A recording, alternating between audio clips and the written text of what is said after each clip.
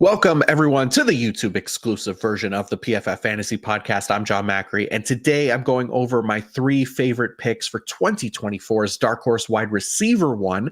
I've now covered my three favorite Darkhorse QB ones and Darkhorse RB ones. I don't know if I'll do tight ends unless there's a request, but I have written it up on PFF.com, at least for those interested, and it's free 99 as well, so you can check that out there.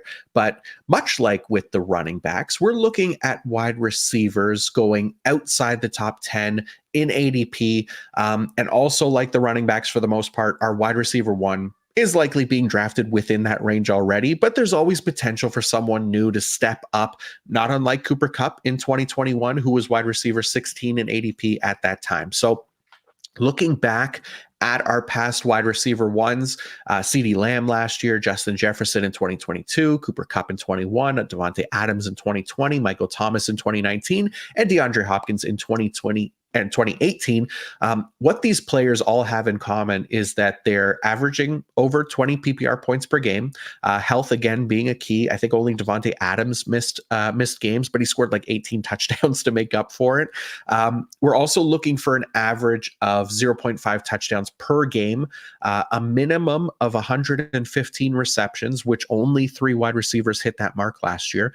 And to have that possibility, they'll need to average at least 10 targets per game as well. So a couple other similarities that stood out among these past wide receiver ones is that they all finished inside the top 10 in PFF receiving grade versus man coverage, with Justin Jefferson, I think, was the only one who ranked outside the top two, actually, in that regard, during his wide receiver 1 year. So we're also talking about a minimum of 2.50 yards per route run and at least a 25% target rate with minimal target competition. I think Cooper Kupp was the only past wide receiver one who actually had a receiver teammate with a higher ADP than him during his wide receiver 1 year. That was Robert Woods at the time, while everyone else was mostly outside the top 25 in ADP for their teammates. So lastly, all of these past wide receiver ones come from an offense with a top 10 graded quarterback passing them the ball. All those quarterbacks hit over 4,000 yards passing and ranked in the top 10 in offensive scoring as well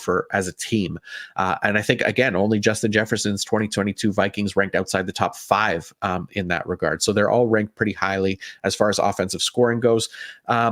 All right, now that we kind of have that criteria, we could get into our Darkhorse wide receiver one candidates, starting with my pick for best bet. I went with Chris Olave of the New Orleans Saints. He's going as wide receiver 12 on Sleeper, wide receiver 11 on Underdog.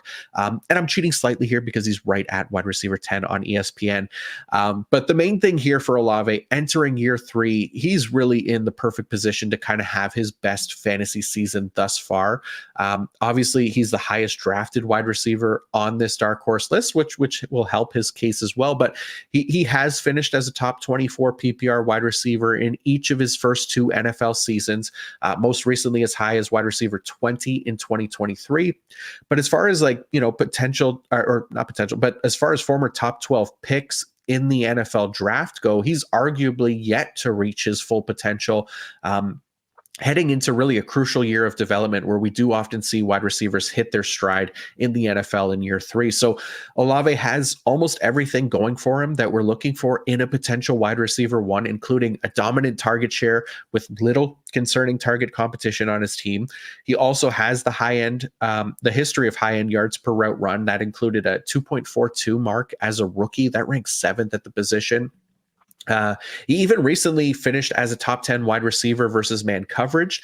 He earned an 89.1 receiving grade versus man. That was 7th at the position. So checking another box there for wide receiver one potential. And then for his career, 2.23 yards per route run ranks 12th at his position, while his 25.9% target rate ranks 9th. So if he takes that year 3 leap, he's really going to be the best shot as the Darkhorse wide receiver one from this list.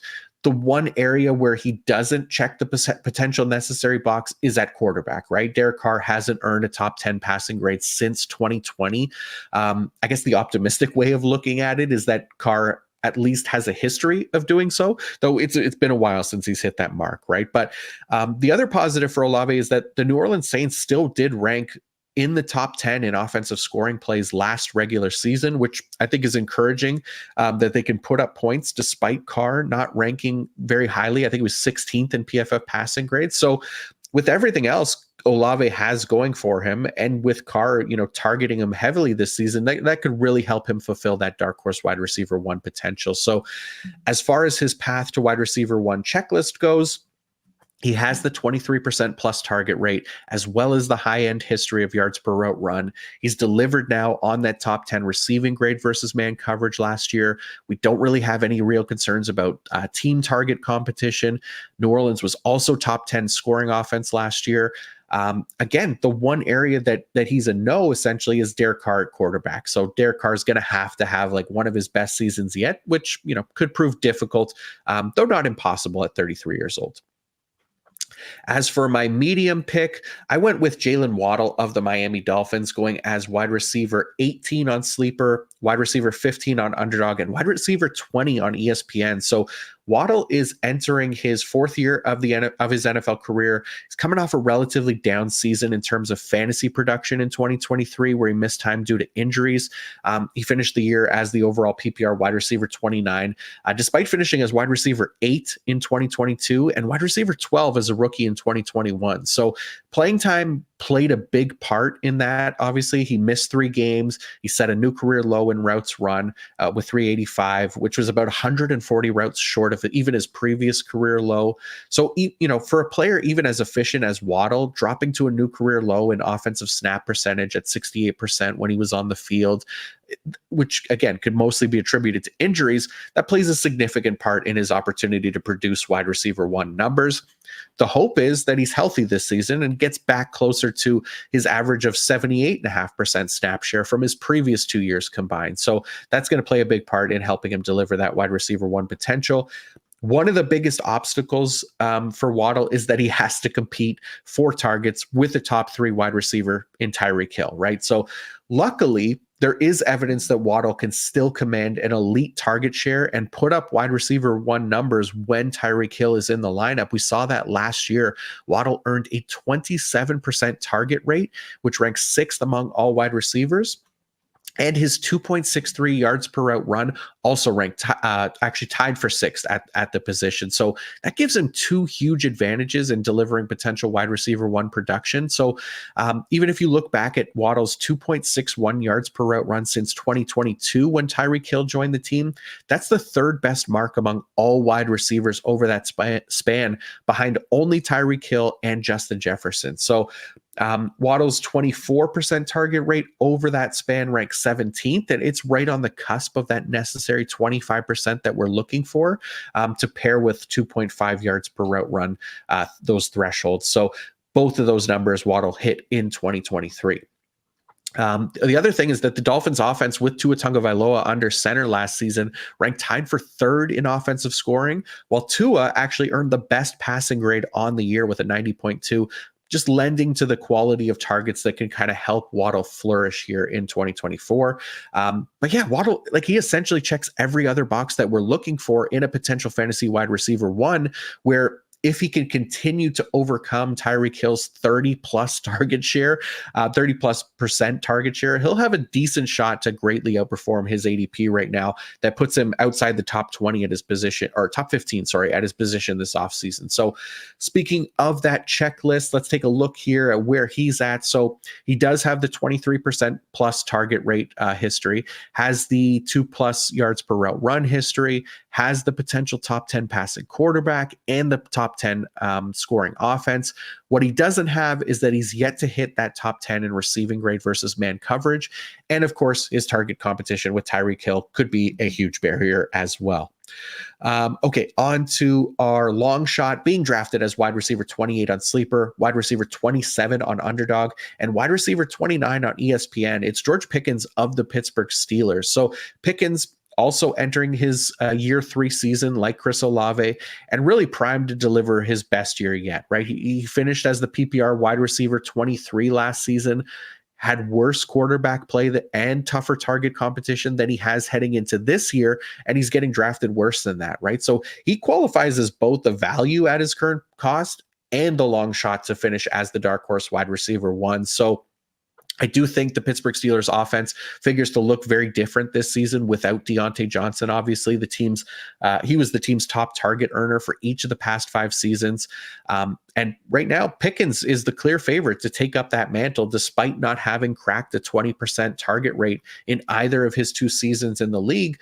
He could come closer to that 25% mark pretty easily this year.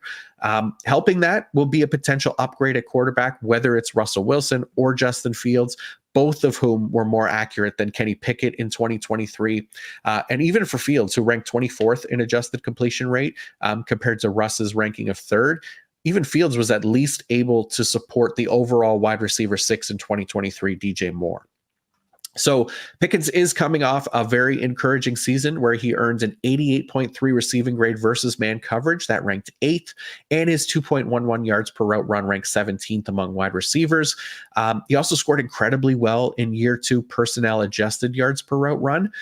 He led all second-year wide receivers in that regard in yards per route run over expectations, and actually finished among the top 75th percentile among historic second-year wide receivers in that regard as well, which does correlate strongly to an improvement in fantasy points per game in year 3. So, when adding the improved quarterback situation combined with lesser target competition, we could be looking at a huge jump in fantasy production for Pickens in year 3. Even if finishing as the actual wide receiver 1 is a long shot, right? So looking at his checklist here, I called him borderline for that 23% target rate because we haven't seen it yet, but he should definitely get there in 2024. He's a definite yes for our yards per route run threshold, as well as top 10 receiving grade versus man and the lesser target competition. Unfortunately, though, he did not check the boxes for potential top 10 passing quarterback or top 10 scoring offense. So he'll have to kind of emerge as an outlier there, because it's hard to imagine Russ, Fields, or the Steelers kind of getting there in 2024. But I do still like Pickens quite a bit to greatly outperform his fantasy value right now in drafts. So that'll do it for my dark horse wide receiver 1 picks: Chris Olave, Jaylen Waddle, George Pickens. I'm looking forward to somehow watching them all hit here in 2024, but appreciate you all for watching. Please feel free to like and subscribe if you haven't done so already. It helps me a ton. Also, fire off your dark horse wide receiver 1 candidates in the comments as well. I'd love to see who you guys go with. You could check out the article version of this as well on pff.com for free. But again, thank you all for watching, and until next time, peace out.